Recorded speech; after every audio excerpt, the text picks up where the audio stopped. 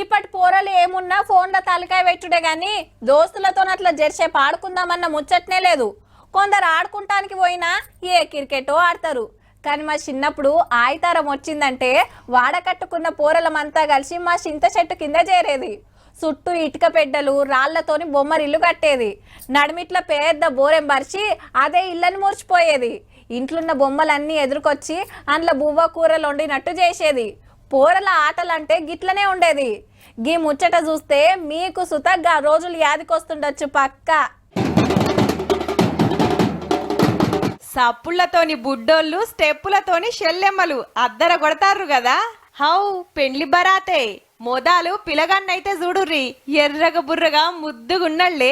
ఊర్లకు రాగానే ఇట్లా ఎదుర్కొని కాళ్ళు గడిగి బొట్టు పెట్టి డప్పు సప్పులతోని మండపానికి తీసుకుపోతాన్రు.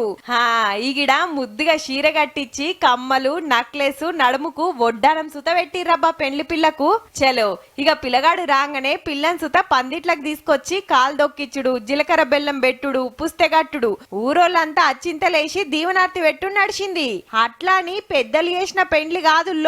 కొమ్రంభీం జిల్లా తాటిపల్లిలా పోరల చేసిండ్రు గీ బొమ్మల పెండ్లి. ఊరందరికి భోజనాలు సుత పెట్టిండ్రు. పాతేడు మే నెలలా ఇట్లా బొమ్మల పెండ్లిలు చేసుడు 8 ఏండ్ల కాంచెలు నడుస్తుందట.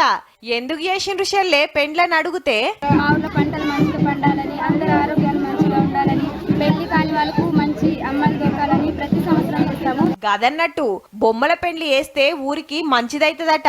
అంటే ఊరి కోసం బుడ్డ పొరలు ముంగటబడి చేసిన పెద్ద కార్యం అన్నట్టు. మరి ఇట్లా వేస్తే ఎంత బరకతుందో గాని నియంగా పెండ్లి చూసినట్టే ఉన్నది కదబ్బా.